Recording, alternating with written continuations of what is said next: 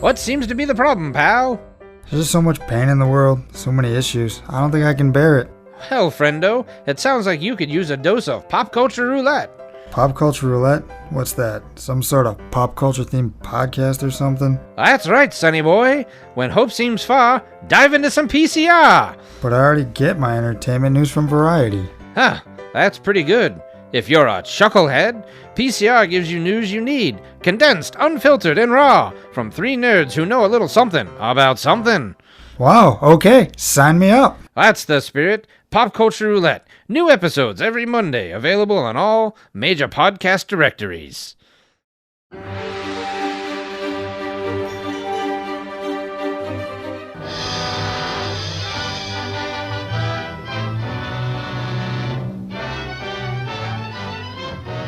Welcome to this Moving Panels One Shot, and we're going to continue our conversation on Mandrake the Magician. A couple weeks ago, in the last One Shot, I introduced you to the character and talked about how I'm going to watch through the 1939 Columbia Pictures Mandrake the Magician movie serial, 12-part movie serial.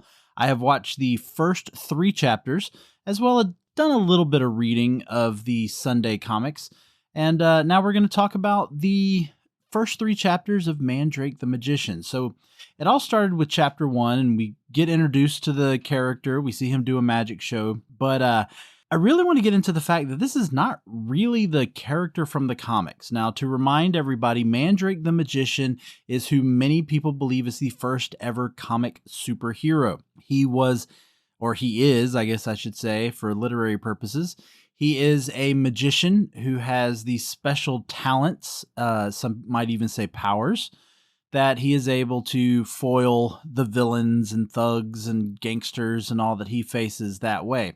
In this, he's not in costume. He doesn't have the pencil mustache.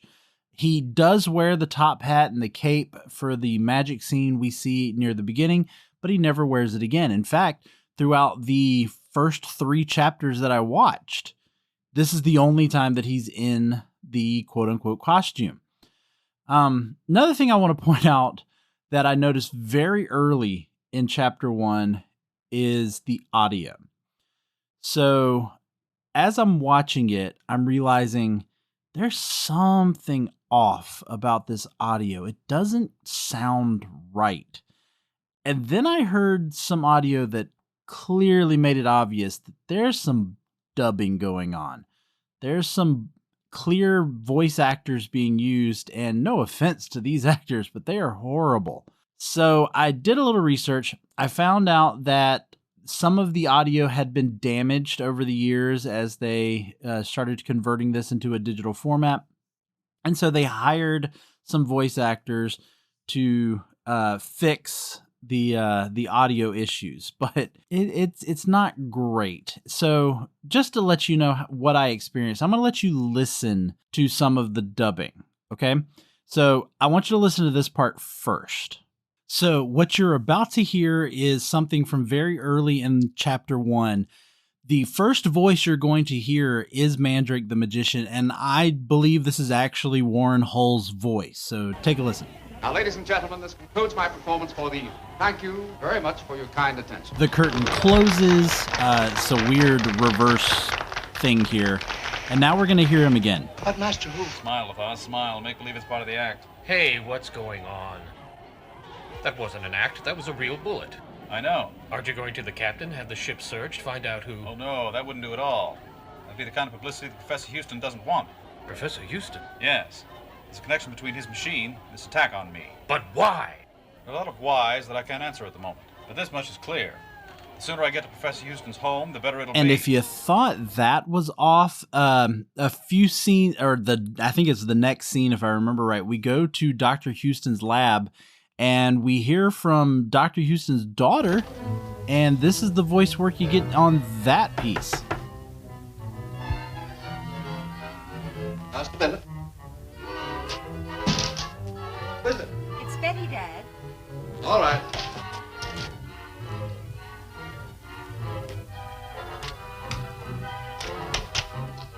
Dad, Mandrake will be here tomorrow. But Well, this is good news. Now, I believe this is actually the voice of the actor playing Dr. Houston, but clearly not the voice of Betty, because in a minute, you're going to hear Dr. Houston's voice change. I wonder if Mandrake found out about... About what? Something connected with the work I've been doing. There you have it. Complete change. A different voice altogether. But back to the actual story and all. So they establish that he's a magician right from the beginning. We see him perform this act where he does some, really just felt like some party tricks. He pulled some flowers out from his pocket. He did the ball and cup trick, although it was clearly they just close up on the table and you just saw the hand. So clearly they got an actual magician to do the ball and cup trick. And then he goes to do a trick with a box. He gets shot at and he appears on the other side of the room. So just some typical magic. And that establishes that he is a magician, but that's really about all you get. After that, he doesn't use his magic on the bad guys. He just fights. And the thing is, even though I haven't read a ton of the comics, from what I've gathered so far, Mandrake does not like to be physical. He likes to use his mentalism. He likes to use his illusions. He likes to use all of his tricks to throw off the bad guys. But this Mandrake, he likes to fight. And everyone in this is bad at fighting. There's just a lot of haymakers going, just wild flailing arms. Doesn't really look like they would actually do anything to injure anyone. There's also some parts with the stunt double where, although he's doing a great job, I kind of look at him and go, he does not look like Warren Hull. It actually looks like he might even have a mustache. He does a good job as a stunt double, but it's an obvious stunt double sometimes. To get into the story, you heard in the little audio clip, he talked about Dr. Houston's machine. And it seems like this entire serial is going to be based off of whatever this machine, the bad guys want this machine for. The thing is, I don't know if I missed something being so distracted by some of the dialogue. I don't know why the machine was being made in the first place. We find out that the machine can pretty much disintegrate anything. And that's why the Wasp, who is the main villain, that's why he wants it. But I still question, why was Dr. Houston making it? What was the whole plan for the machine in the first place? And then even as the Wasp decides to take it, I'm still questioning, why does the Wasp want it? What is his plan? But hey, I've got a whole 11 more chapters to try to figure that out. So I'm okay with that. The other part is Mandrake saying that he's aware of it's his involvement with Dr. Houston's machine. But then I question, oh, but why? Why are you involved with this machine in the first place? What does a magician have to do? Why is he involved in this scientist coming up with this ray gun, this disintegrator gun in some sort? I didn't quite follow that. But of course, the thugs of the Wasp break in to Dr. Houston's lab, and Mandrake catches one that's trying to steal the disintegrator gun. And that leads to our first cliffhanger. The great thing about these movie serials is you get the cliffhanger, and will our hero be able to get out of this? And of course, Mandrake is trapped. He's cornered. The guy has the disintegrator gun, and he is firing it towards Mandrake, and you see some explosions, pretty good special effects for 1939. And of course, it's, will Mandrake be able to escape this? And so nice little cliffhanger to end chapter 1. I don't think I said this earlier, but these chapters are roughly about 30 minutes each. So again, this is kind of what began the idea of television shows. This is before television became a mainstream thing in the 50s and 60s. Of course, we're talking about 1939. There was no television, so this was your way to get what became television shows. So, of course, you had to return to that same movie theater next week to find out what would happen to Mandrake the Magician in Chapter 2, Trap of the Wasp. And they would even do here's what's going to happen. So like we see television shows do, not as often as we used to, but they'd be like, next week on, and they would have that moment of find out if Mandrake will do this, see the wasp, blah, blah, blah, blah, blah. And we would get a highlight of what you're going to see in the next chapter. So they were really good about grabbing that attention, grabbing that audience, and said, oh, we're going to have to come back next week. No matter what movie, I guess, was showing, they're going to have to come back so they can see chapter 2 of Mandrake the Magician. So we go into chapter 2, which was titled Trap of the Wasp. I don't know if I mentioned chapter 1 was called Shadow on the Wall. And the reason it's called Shadow on the Wall is when the wasp shows up in Dr. Houston's office, or quote unquote shows up, he is a shadow of a wasp, kind of like the Batman logo, but it's a wasp. And it's clearly on a stick. Someone's holding it up to the light. And then you hear the wasp's voice. And I'm again sitting there going, how is this happening? Like, how Mandrake doesn't do anything magical, but the wasp somehow is able to project and it moves around throughout the room. And so it's not like he's just beaming in through a window. It's somehow projecting from various parts in the room. And it was interesting. It was. So we get into chapter 2, Trap of the Wasp. Luckily, the dubbing is gone.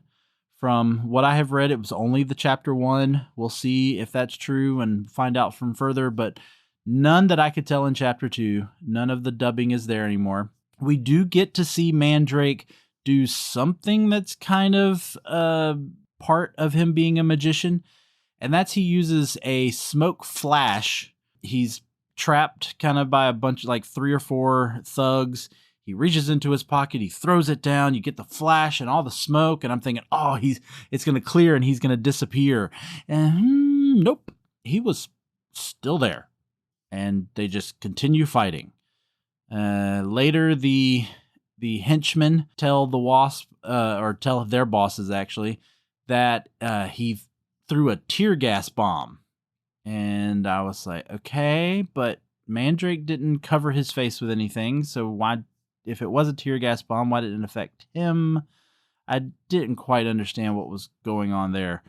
Then we get back into Dr. Houston's lab. Betty and Mandrake are talking, and he hears a noise. That's because there's a henchman hiding in the closet. And he picks up, just looks like this tube, and he aims it at the door, and they make it look like they can see the man in the door. So some sort of like X-ray gun. But those are really the only, I guess you would say, comic bookish things that he does in that. Again, it's just a bunch of running around, a bunch of hitting and all. And that was really about it. Chapter 2 wasn't as interesting to talk about, I got to admit. So let's move on to chapter 3. I don't even remember what the cliffhanger was for chapter 2, to be honest. I didn't even write it in my notes or anything. But let's go ahead and move into chapter 3, which was called A City of Terror. Now, in this one, we get to see maybe something that I accept a little bit more, that he is a magician, kind of playing off of Harry Houdini, who was an escape artist. We do see that Mandrake, who is tied up, that's how chapter 2 ended. He gets captured, although we find out he got captured on purpose. But he gets captured. He's tied up. And right at the beginning of chapter 3, we find out that he uses his skill of escaping from ropes, and he gets out of being tied. So I was like, okay, I can accept that. Escape artist, part of the magic act. I'm good with that. They end up capturing one of the henchmen. So you got Mandrake, you got I think the chief of police, a couple other people, and they're going to interrogate him. And Mandrake comes in dressed in some sort of, looks like a Asian-inspired robe. I'm not going to talk about probably some of the racial implications that probably would have nowadays, but I know that there were, you saw in the movie like The Prestige, that there's always this mystical element to things from the East, as they would say, although they'd probably use another word that starts with an O, but I'm not going to use that word. But he brings in this machine, this big machine with like this glass cover and whatnot. And when he turns it on, all it really does is kind of like zap and has some electricity on it. And I don't know what the henchman thinks it's going to do to him. Mandrake doesn't really explain what it's going to do to him, but he's scared enough that he reaches for a gun that is in the table Mandrake sits him down at. Now, let me explain this. When they sit him down in this chair, there is a slightly open drawer, and a gun is in the drawer. So, and obviously, clearly, it was planted there. And we see the guy, see it. Then, as Mandrake moves this big machine, he hits the table, and the drawer opens up even further. And I'm pretty sure you actually see the actor like slowly close the drawer a little bit more because he's like, oh, whoops, that wasn't supposed to happen. But as soon as Mandrake turns on the machine, it makes all the buzzy zap zap. The guy reaches for the gun, which apparently is electrified. We do get to see the little lightning bolts around it as he's holding it, and he's acting like it's electrocuting him. He drops it. Mandrake picks it up and explains that you have to hold it a particular way, and then he's removing the bullet. He's unloading the gun, and I just sat there and went, wait, if that was a plan to begin with, why was the gun loaded? Like, why even load it in the first place? If the whole premise was he would just get electrocuted by grabbing for the gun, why did it need to be loaded? I didn't quite understand that. So the guy's freaking out, which is how they're kind of getting him to talk. He sits down, Mandrake offers him a glass of water, and then we see Mandrake, after he pours the glass, he drops like an Alka-Seltzer tablet into the pitcher, so that as the guy's drinking, when he comes back down, he sees that the water is fizzing and bubbling, and so he's trying to spit the water back out because he thinks they're poisoning him or something. And I gotta admit, those were kind of cool little things that play off of him being a magician, but that was, again, really it. Because the next thing that happens is that they get a hypnotist who, and this gets really confusing too, the Wasp hire the bad guys, who I don't remember who officially got him, but they hire this hypnotist to pose as another hypnotist that Mandrake knows. And so he puts on a disguise, and he's supposed to look exactly like this other hypnotist. Then he meets with Mandrake, yet Mandrake immediately knows it's not really him. We find out that Mandrake's got a two-way mirror in his house, and he sits down with the hypnotist, and the hypnotist hypnotizes Mandrake, though we find out he didn't really get hypnotized. And again, I'm sitting there going, what is going on? So they hire a hypnotist, but the hypnotist doesn't actually hypnotize Mandrake, but he had to pose as another hypnotist that Mandrake knew so that Mandrake would invite him in, and that got really confusing. Also, in the comic books, Mandrake does a lot of hypnotizing, and if they had maybe established that Mandrake was a hypnotist earlier before they did this in Chapter 3, that could have explained a little bit better how he's able to prevent himself from being hypnotized. So didn't really quite understand that, but he fakes being hypnotized, which another thing that didn't make sense. Lothar, and I'm going to talk about Lothar in a minute. Lothar just opens the door and lets them out. Of course, Mandrake gives them a wink on the way out. They have Mandrake in the back of the car. They're going to a particular location. Mandrake gets all the information that he needs, and he decides we see him like quietly reach into his coat, and he drops a smoke bomb, and they think something's on fire inside the car, which I thought was also strange. So they stop, and the bad guy's like, oh, I got to get Mandrake out. And Mandrake, of course, flies out swinging again. They fight terribly. Lothar has followed them. Lothar comes up, gets them, and they escape. And that's where I have stopped. I have actually stopped at Chapter 3. I have not watched anymore. I'm thinking maybe I'll do these every 3, but I want to talk about Lothar real quick. So Lothar in the comics is an African prince, and they use that to their advantage in further stories. In the earlier comics, he is very stereotypical. The racial impact. He is very darkly drawn. He almost looks like a tar baby, to be honest, in some of the earlier comics that I have looked at. But in this, he's played by Al Kikumi. I believe that's how you pronounce his last name, who is Hawaiian. So he doesn't even have the same ethnicity as Lothar is supposed to have. And so there is a lot of racial issues there that I'm kind of gonna tiptoe around, but I do want to bring to its attention, and I'm gonna see where that goes further in, because Lothar really is kind of a background character. He's not really used as much, whereas in the comics, I think he's looked more upon as Mandrake's sidekick. I know that was true later. Again, I'm familiar with the Defenders of the Earth cartoon, in which Lothar was one of the defenders. It was Mandrake, Flash Gordon, the Phantom, and Lothar. But it's a little interesting. And of course, you got this character of Betty, who, as far as I know, is not from the comics. She's clearly just there to be the damsel in distress, to be the potential love interest for Mandrake.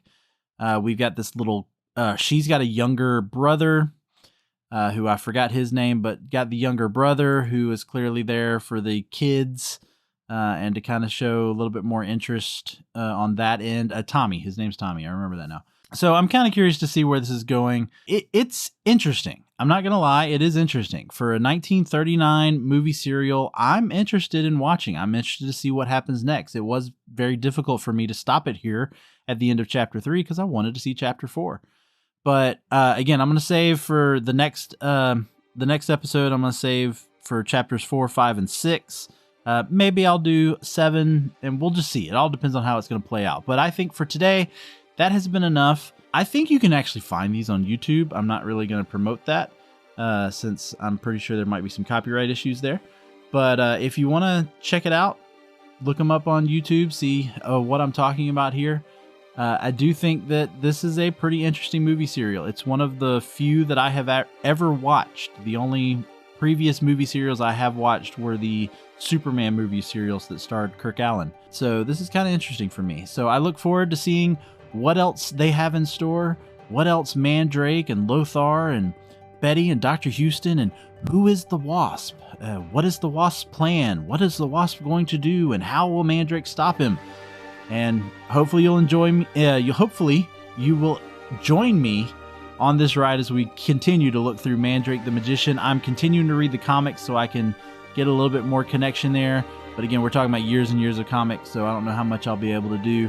But thanks for listening. We've got some good episodes coming up, so stay tuned for those. Valentine's is approaching, and Bethany has something in store. I don't know what it is, but we decided that she was going to pick this year, and she wasn't going to let me know. So that's going to be an interesting take. But for today, for Moving Panels, I'm Laramy Wells, and I'll see you on the other side of the page.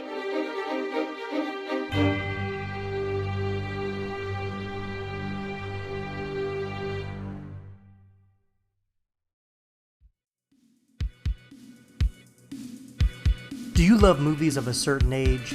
Do you miss the days of VHS tapes and VCRs and video rental stores? Is the thought of another 80s movie being remade seem inconceivable? If you want to go back to school, back to the future, or even back to the beach, then the 80s Flick Flashback Podcast is for you. I'm Tim Williams, the creator and host, and on each episode, I'm joined by a guest co-host as we revisit a different 80s flick to discuss our first-time watch memories, iconic scenes, and even learn some behind-the-scenes stories along the way. New episodes drop every other Friday on your favorite podcasting platform. So make like a tree, get out of here, and go listen to an episode of the 80s Flick Flashback Podcast. What's up, dudes? I'm Jerry D of Totally Rad Christmas, the podcast that talks all things Christmas in the 80s. Toys, movies, specials, music, books, fashion, and fads. If it was gnarly during Christmas in the 80s, he's got it covered. Wait, is there a lot of things to talk about for the 80s and Christmas? Well, you got the movie giants like Christmas Vacation, Scrooged, and A Christmas Story. There are TV specials like Muppet Family Christmas, Claymation Christmas Celebration, and a Garfield Christmas Special. Plus classics shown every year. You also jam out to Last Christmas, Do They Know It's Christmas, and Christmas in Hollis. But most of all, it was a time for the most bodacious, best-selling Christmas toys ever, like He-Man, G.I. Joe, Transformers, and Cabbage Patch Kids. Yes, them too. We cover them all, plus much more, including standard segments like Hap Happiest Memory, Gag Me with the Spoon, The Other Half of the Battle, And Chant with the Littles. So tune in to Totally Rad Christmas everywhere you get your podcasts. Turn the clock back and dive into those warm and fuzzy memories. Later, dudes.